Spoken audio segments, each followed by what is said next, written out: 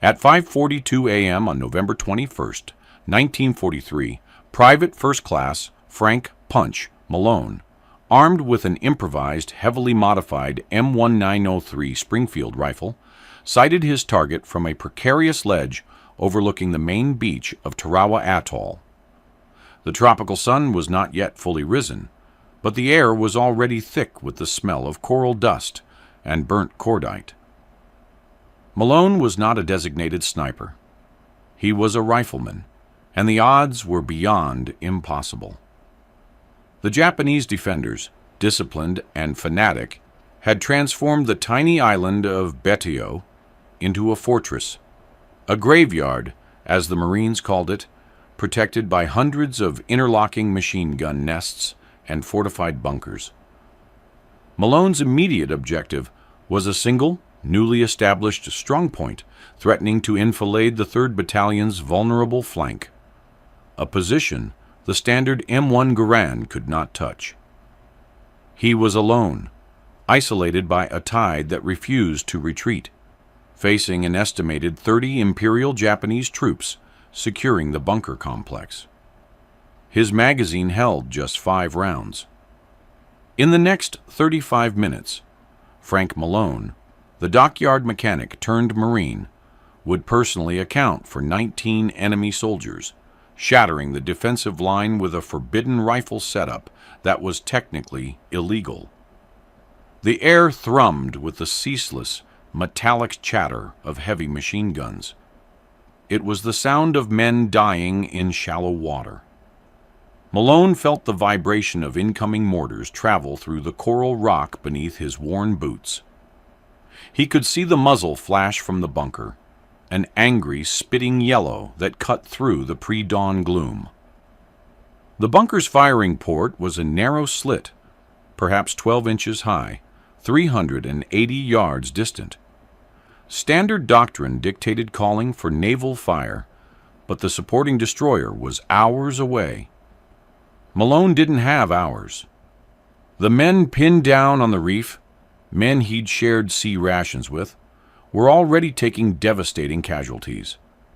This small, crucial, concrete position had already claimed 22 lives since 4 a.m. It was an intolerable, predictable slaughter. Malone took a deep, shaky breath, the copper tang of salt water in his mouth. He settled the cold, slick wood of his illegally altered rifle against his cheek, the worn leather of the sling digging into his shoulder, and began his personal war against the concrete and steel. Frank Malone was a creature of steel and soot long before he was a Marine.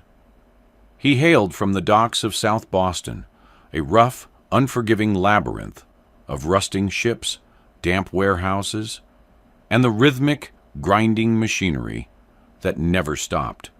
His father had worked the docks, his older brother had worked the docks, and Frank himself had signed on as a junior maintenance mechanic at the dry docks immediately after dropping out of high school at 16. This wasn't a clean, college-educated trade. It was a blue-collar world of seized gears, hairline metal fractures, and the incessant, high-pitched whine of cutting torches.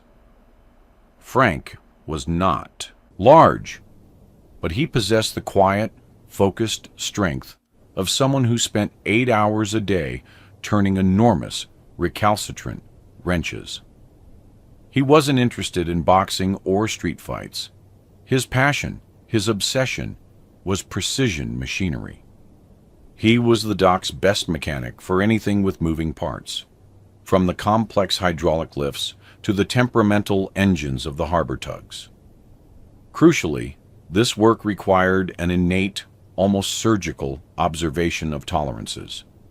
The difference between a 3/16-inch bolt and a 1/4-inch one. The microscopic play in a worn bearing. His background taught him one thing: when a system fails, it is always in the smallest, most ignored detail. That relentless focus on minute details made him a terrible subordinate in the peacetime Marine Corps. He was stubborn, He questioned specifications. If the manual said a part was within spec, but he could hear a faint wobble in the mechanism, he'd disassemble it, correct the flaw, and incur the wrath of his superiors. He was a rule breaker, not for rebellion's sake, but because he demanded absolute mechanical perfection where others accepted good enough. This flaw, the inability to leave a perfectly good machine alone, would ultimately save the lives of his company and shatter the myth of the Japanese island fortress. When the United States entered the war, the primary infantry rifle was the M1 Garand. It was a semi-automatic marvel, a weapon of high volume and reliability. But the Marines, primarily engaged in the brutal, close-quarters slugfest of jungle and island hopping, found it had a singular, deadly weakness. The doctrine for island assaults required troops to rapidly suppress enemy fire at relatively short ranges, 200 to 300 yards, with heavy fire volume. This was what the Garand was built for. However, the Japanese, particularly their elite Rikusentai Special Naval Landing Forces, specialized in deep, pre-sighted defensive positions, often utilizing the captured flat trajectory Type 99 machine gun. The problem, as Malone quickly observed, was one of precision at range. The M1 Garand, while an excellent battle rifle, was not built for pinpoint accuracy at distances over 400 yards. Standard issue ammunition, mass-produced to stringent but not surgical tolerances, often displayed significant variations in muzzle velocity and point of impact. Worse, the Garand's adjustable rear sight, designed for rapid field adjustment, often had a slight, almost imperceptible looseness after sustained combat. This was accepted as wear and tear. But at 500 yards, a 2-minute of angle error, 2 MOA, translates to a 10-inch miss. Against a man's chest, it's a kill. Against a machine gun's tiny firing port, it is a futile waste of ammunition. The official doctrine was simple. If a strong point couldn't be eliminated by naval gunfire, it must be neutralized by flanking maneuvers and flamethrowers. This meant closing the distance. Closing the distance meant running into the kill zones the Japanese had so meticulously prepared. The cost was astronomical. Malone's frustration was a slow burn, fueled by the names he scratched into the wood of his rifle stock. He watched the failures up close.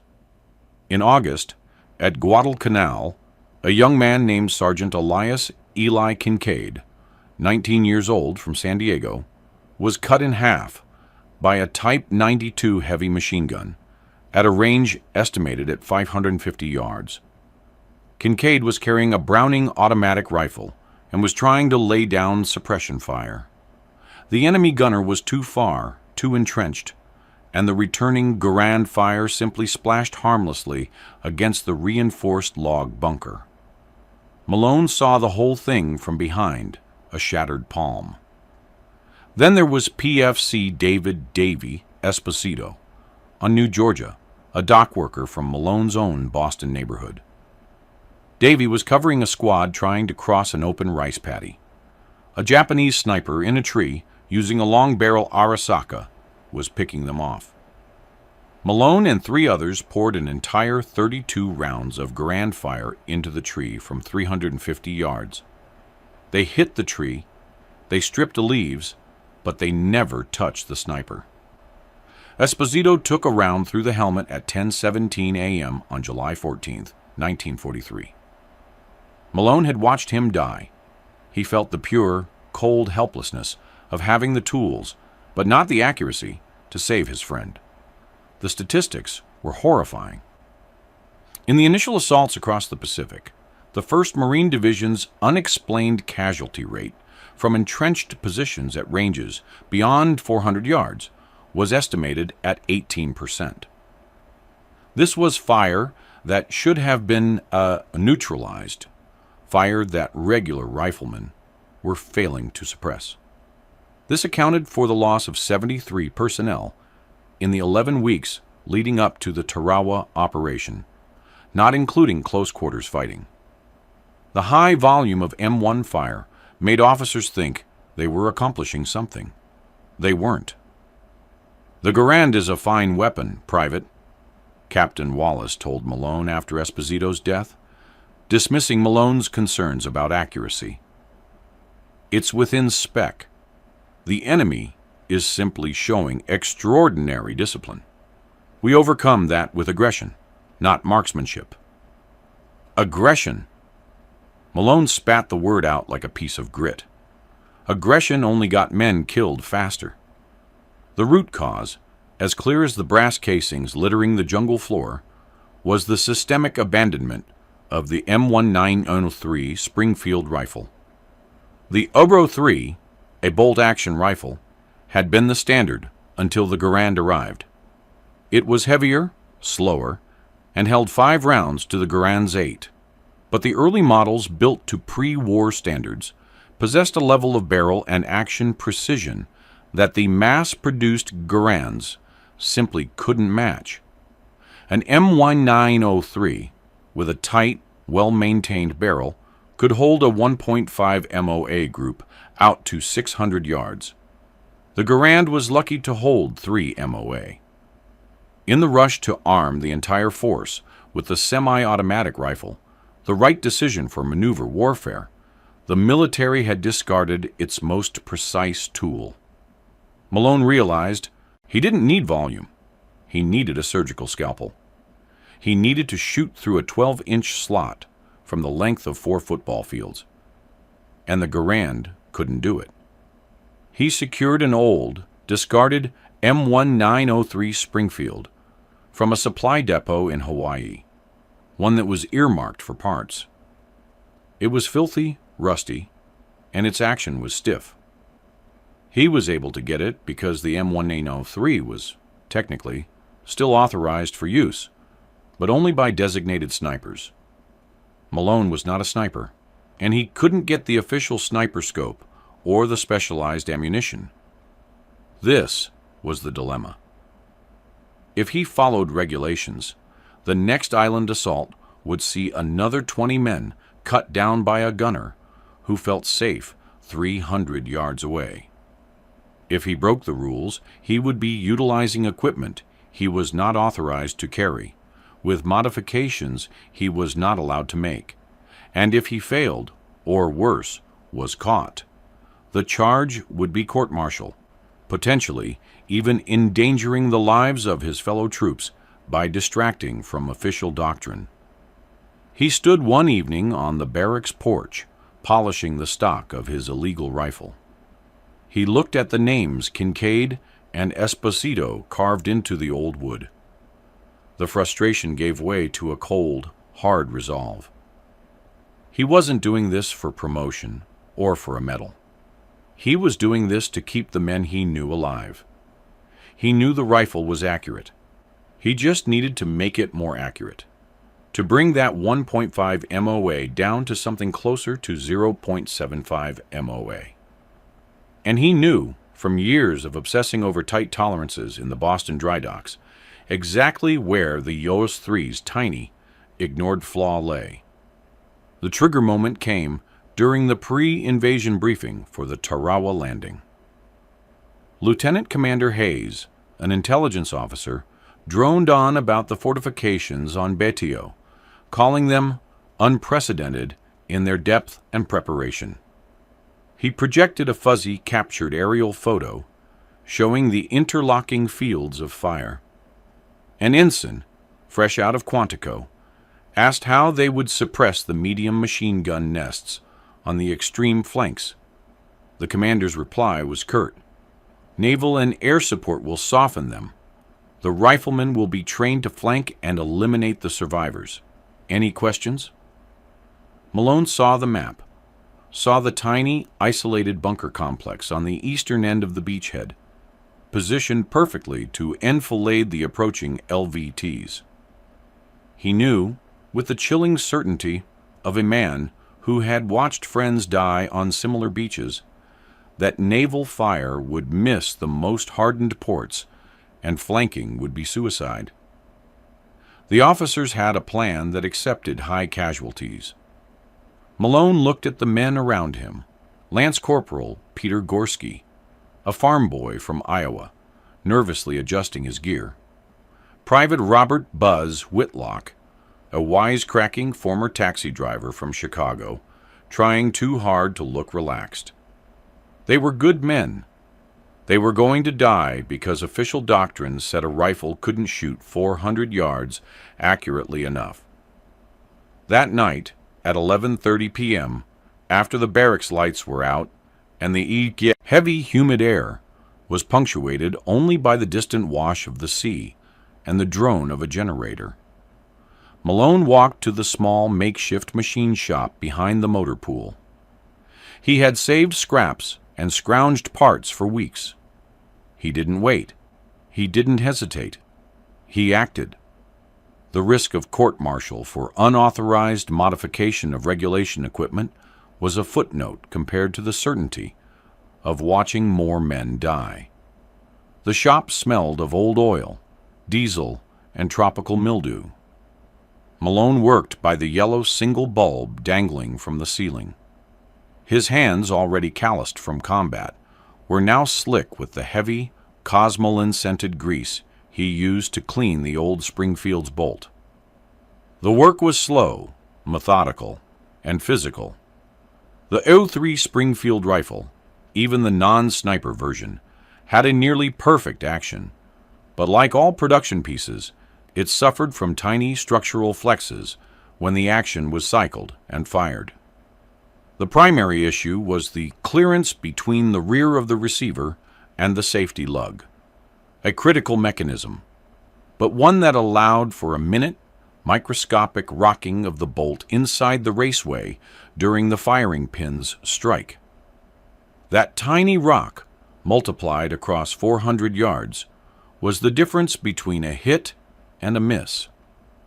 Malone's solution was simple, a mechanic's answer to an ordnance problem: bedding. But he couldn't use the proper bedding compound. He couldn't risk the permanent professional nature of that modification.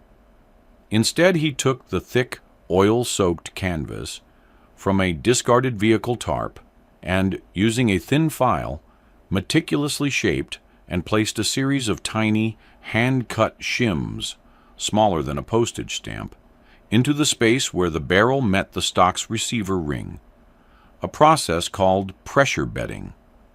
He was careful to apply pressure only to the fore end, stabilizing the barrel's harmonics. His thumb slipped, catching a burr on the bolt stop, and he drew blood, a thin dark line across the grease.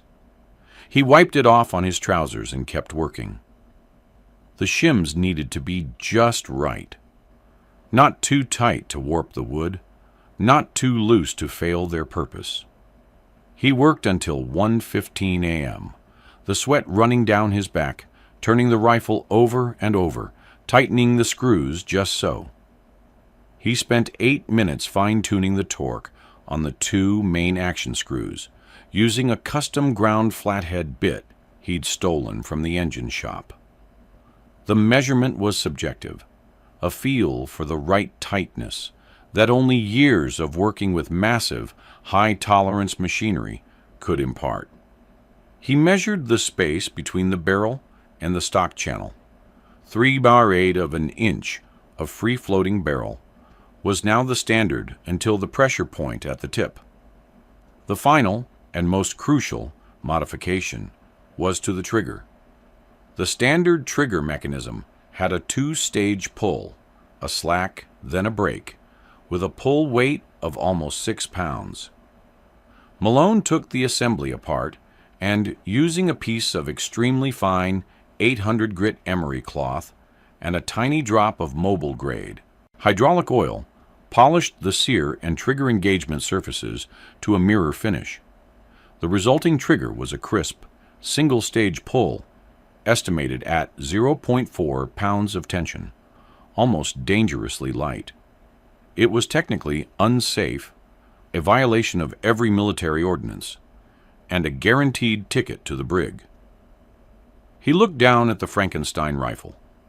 It was heavy, smelled of brass and solvent, and felt perfectly balanced. It was his, and he was certain it would work. He risked dishonorable discharge, but he had removed the small fatal wobble from the rifle. He had perfected the imperfection. At 3:45 a.m. November 20th, the stench of aviation fuel and the roar of LCVP engines filled the troop hold. Malone checked his 5-round stripper clips, the 30 Euro 6 rounds polished, to remove any trace of grease. He watched Gorski and Whitlock checking their M1 Garands. Malone said nothing about his own rifle, keeping it wrapped in a canvas tarp and slung under his arm. The boat shuddered violently as it hit a wave. The men were quiet, faces pale in the red pre-dawn light. On the ramp, Lieutenant Stevens, who had reluctantly given Malone permission to carry the 03 on the basis of a personal preference for the sight picture, looked at Malone's rifle with a tight jaw. "Malone, don't do anything stupid. Stick to the doctrine." Malone just nodded, tightening the custom-braided leather sling. He knew what he had done. He knew what he risked. As the ramp dropped, revealing the terrifying, bullet-swept water, all he could do was walk toward the beach. The boat grounded further out than planned, forcing the Marines into deep water, vulnerable to the interlocking fields of fire. The objective was the eastern end of Red Beach 2, a landing zone immediately threatened by the concrete strongpoint B2. The landing was a catastrophe. Within minutes, the sound of the enemy's Type 92 machine guns, a slow, heavy thump, thump, thump, was relentless. It wasn't standard Garand fire, which was a constant, tearing rattle. This was controlled, methodical fire that was cutting down the advance like a scythe. "We're pinned!" A voice, Private Joe Nance, a wiry kid from Tennessee, screamed over the radio. "They've got a new position near the point. Can't move." Malone, Gorski, and Whitlock had made it to the relative cover of a wrecked LVT hull, the water around them already stained with oil and blood. The muzzle flash from B2 was a constant hostile strobe. The official doctrine was being shouted over the radio. "Suppress and advance! Call for support! Suppress and advance!" But suppression was failing. The Garands were spraying fire, but the distance, now ranging 370-400 yards, was too great. The Japanese gunner was utterly immune, firing in short, devastating bursts, untouchable in his slit. Malone crawled forward, out of the relative safety of the hull's shadow. He ignored the standard rifleman's position. He had to get high, find an angle. He scrambled up a slope of shredded coconut logs and loose coral, exposed, but with a clear line of sight. He could see the gun's firing port, a black ellipse in the gray concrete, perfectly centered. Whitlock shouted, "Punch! Get down! That's too far. You'll draw fire." Malone did not answer. He chambered around. The sound of the custom trigger's crisp, light break was a small, high-tension click against the roaring soundscape of the battle. He was 385 yards from the target. He didn't wait. He didn't hesitate. He acted. The Type 92 fired a heavy, sweeping burst at the exposed Marines. Malone saw the tracers. First shot, the heavy recoil of the 30 Euro 6 was manageable, channeled by his custom technique. He held his breath for a long, agonizing second after the trigger break. Crack! The sound of the impact was instantly audible. A sharp, clean thwack of lead against steel, followed by a startled shout from inside the bunker.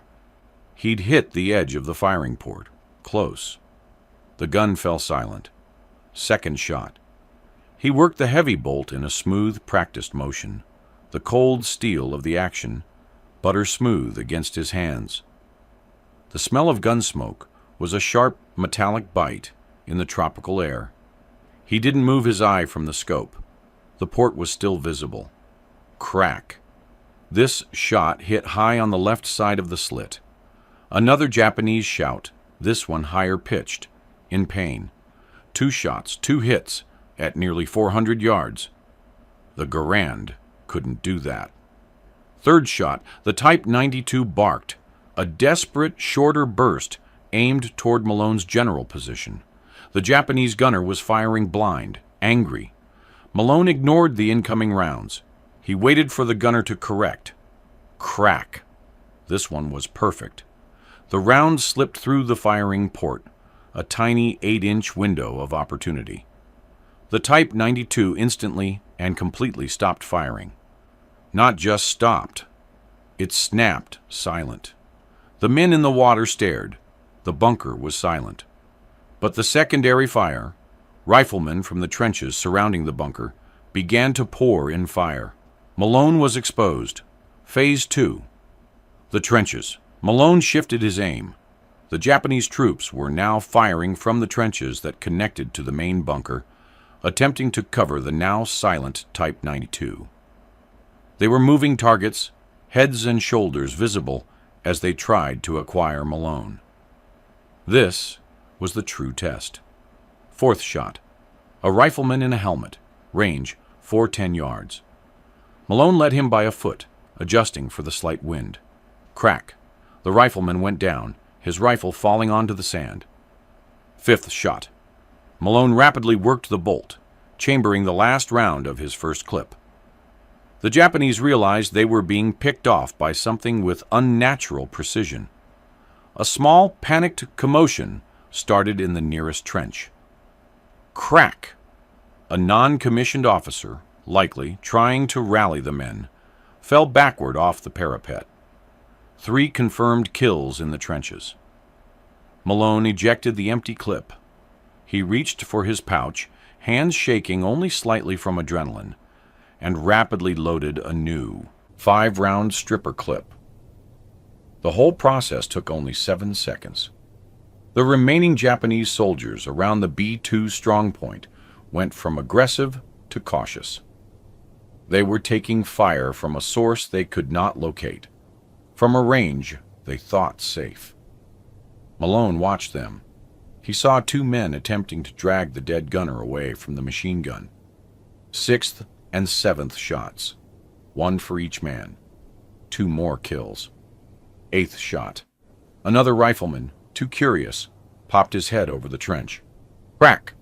Kill number 8. The fight was now a grim, methodical exchange. Malone was forced to change positions as 3 enemy riflemen finally spotted his flash and poured fire into the coral. He crawled 15 feet to the left, repositioned his worn leather sling, and settled his cheek against the cold wood. He was now operating on the psychological component of the Japanese defense. He had removed their long-range security and created panic. Over the next 20 minutes, Malone emptied 3 more 5-round clips. He shot the exposed legs of a mortar team from 450 yards, forcing them to abandon their weapon. He took out the spotter on the roof of the adjacent pillbox. He was not aiming for the mass of men. He was aiming for the key personnel, officers, gunners, spotters, and anyone attempting to move a heavy weapon. The shots were surgical, impossible. The low pull trigger allowed him to break the shot without disturbing the sight picture. The custom bedding ensured the barrel harmonics were consistent, sending the .30-06 round on a mathematically predictable flight path. The machine gun nest B-2 was now completely neutralized, its crew killed or forced deep into the bunker. The surrounding trenches had lost their cohesion. Malone counted the bodies littering the coral and the tops of the trenches. The final count, before the main assault advanced, was staggering. He climbed down from the rubble, his arms aching, his ears ringing. He had 19 confirmed kills in an engagement lasting less than half an hour, using a rifle that should not have been able to achieve such accuracy. He was down to 800 rounds remaining in his personal store of reserve ammunition, which he was also unauthorized to carry. He said nothing. He simply joined the advancing Marines, the roar of the M1 Garands now covering the distance he had cleared with a single, slow, surgical instrument. The beach was secured within the hour, the initial flanking maneuver, a costly but decisive success. As the 3rd Battalion moved inland, Malone stayed back momentarily. Lance Corporal Gorski ran up to him, his face a mask of disbelief beneath the sweat and grime. "Malone, what the hell was that?" Gorski asked, not even yelling. Malone was processing. He felt a dull, hollow exhaustion, not triumph.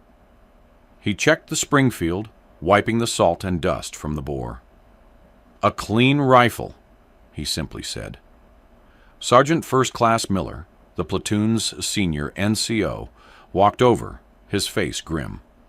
He looked at the bunker, then at the bodies scattered and focused around the strong point. 19, Miller whispered, counting the visible casualties around the position. "I saw 5 of them, clean shots, through the firing slit."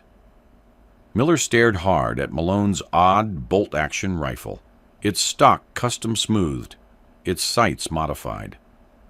He was a stickler for regulations. But he had also seen what happened when the Garands couldn't reach out and touch someone. He saw the 22 men B-2 had claimed earlier that morning. He said nothing about the unauthorized weapon. He just nodded slowly. "Get some rest, Private, and keep that damn thing clean." The immediate aftermath was simple. The line advanced.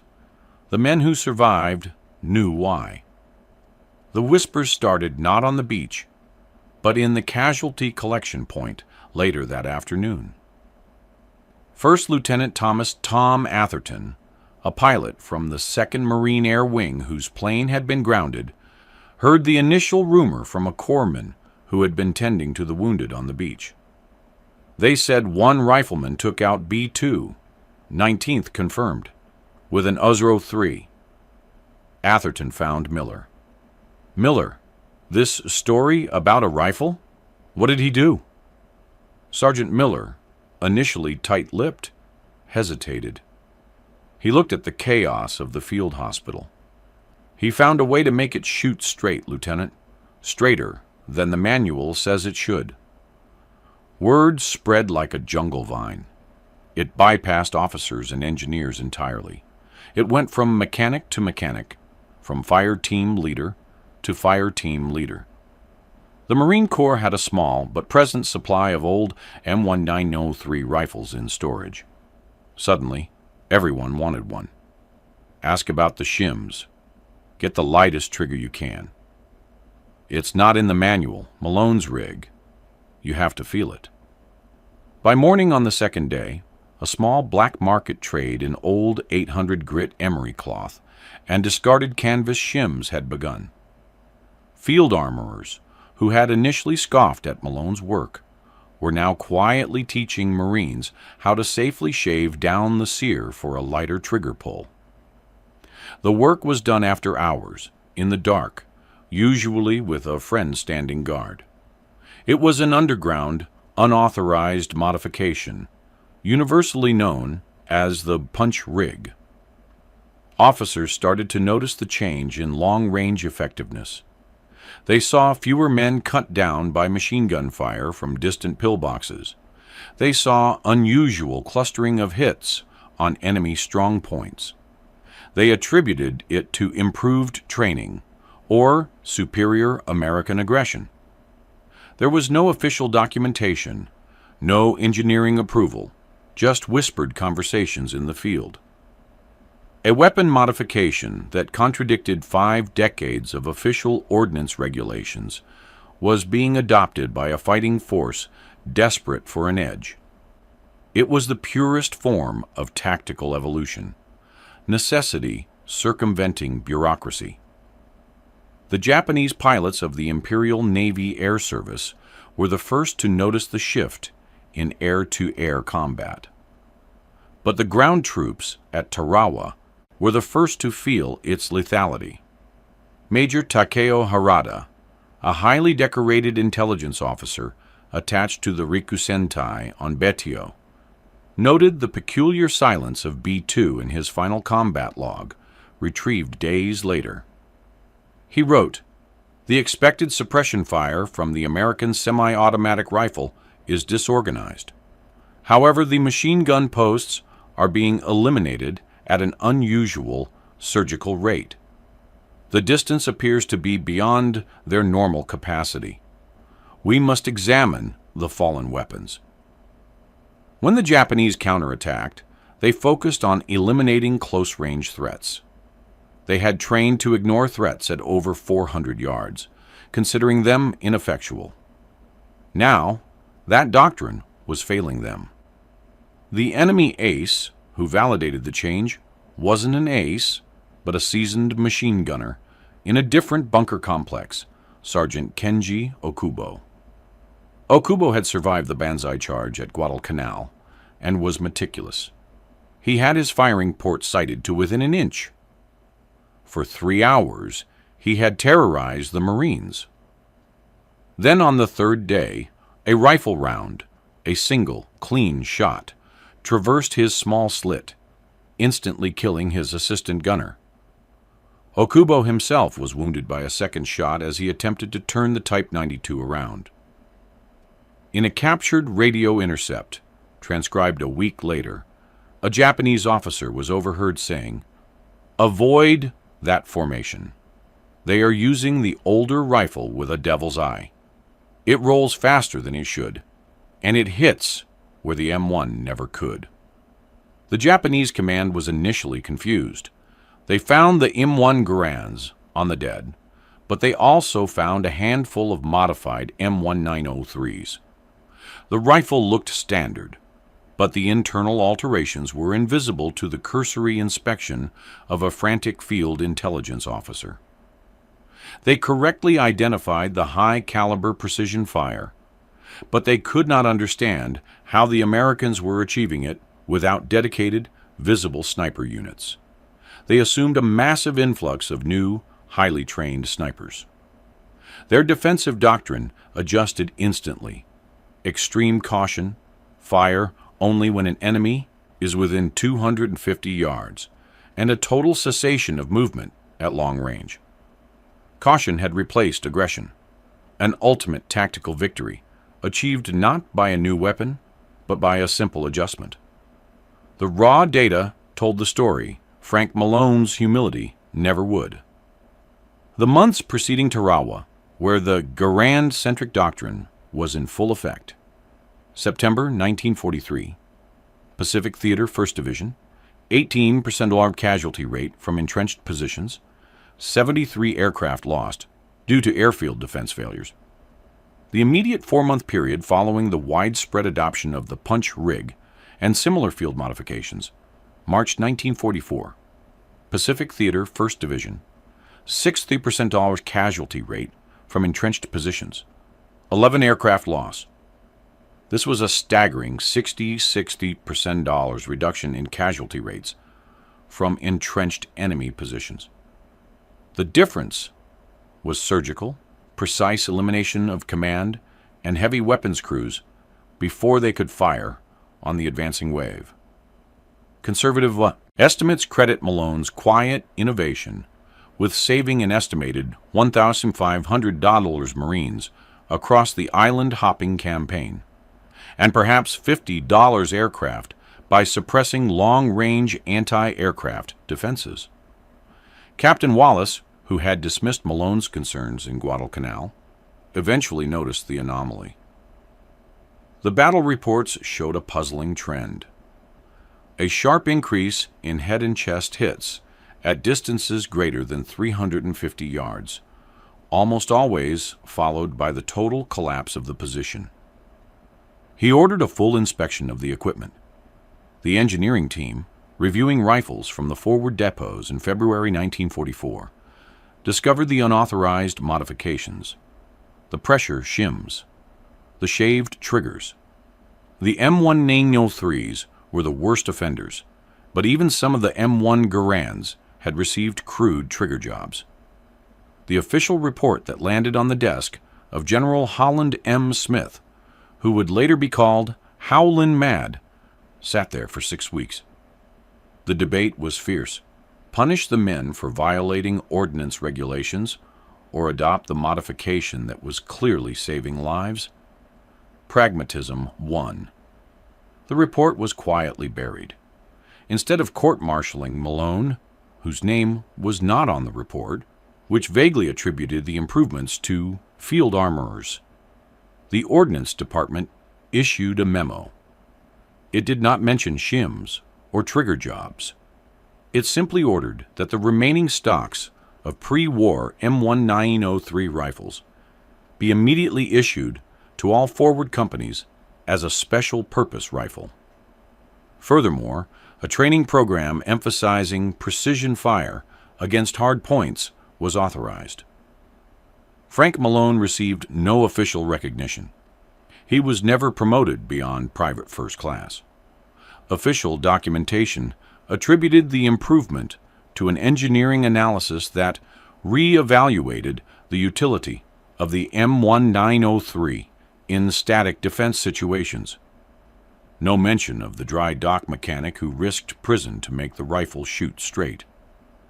Frank Malone survived the Pacific Campaign, landing on Guam and Okinawa. He carried the M1903 and his forbidden setup until the war ended, always cleaning the rifle meticulously, always silent about the reasons for its unique performance. He never sought recognition. He was discharged in 1945 and immediately returned to the only life he knew, the docks of South Boston. He didn't want a parade. He didn't want a government job. He opened a small, independent garage, Malone's Engine Works, specializing in repairing the heavy, complicated diesel engines of fishing trawlers. He was known for his obsessive attention to detail, a man who could hear a pin drop in a 16-cylinder engine.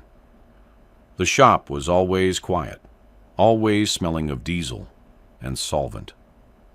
He never talked much about the war, only saying, "I did my job, that's all." He had an annual ritual, a phone call with Sergeant Miller and Lieutenant Atherton on November 21st, the anniversary of the Tarawa landing. No discussion of the war, just checking in. He never married. Frank Malone died peacefully in 1998 in his small Boston apartment at the age of 76. His obituary in the Boston Globe contained one paragraph about his service. Mr. Malone was a decorated Marine veteran of the Pacific Theater in World War II. He was particularly known for his specialized service as a rifleman during the landings at Tarawa. No mention of a forbidden rifle. No mention of the 19 men he killed in one engagement. Malone's innovation, the punch rig, was absorbed into the collective military unconscious. The small, unofficial modifications to stabilize the barrel and lighten the trigger became the basis for later, official military accuracy programs. The core principle that a rifle's barrel must be free to vibrate harmonically and its trigger must be light and crisp became a standard tenet of post-war competitive shooting and eventually a requirement for the U.S. Army's highly successful M24 sniper weapon system decades later. Historians, poring over declassified engineering reports and fragmented field diaries in the late 1980s, began to piece together the story. They found the anonymous engineering report detailing the unauthorized structural alterations and cross-referenced it with the massive drop in Pacific casualty rates. The calculation of lives saved, the one that credited Malone's simple, blue-collar mechanical skill with saving thousands, was finally revealed. This is how innovation actually happens, in the chaos of war. Not through committees, not through generals, through sergeants, privates, and mechanics. It doesn't come from an official request for a billion-dollar weapon system, but from one working-class man's stubborn refusal to accept an engineering flaw when it meant his friends were going to die. Frank Malone's M1903 was a symbol of pure, deadly initiative. It was the individual sacrifice of reputation and safety, risking a court-martial, that provided the collective impact. He never sought a medal, but his simple, forbidden modification saved more lives than a dozen high-level strategic decisions. If you found this story compelling, please like this video. Subscribe to stay connected with these untold histories of ingenuity and courage. Leave a comment telling us where you're watching from and what simple, overlooked act of defiance you think changed the course of the war. Thank you for keeping these stories alive.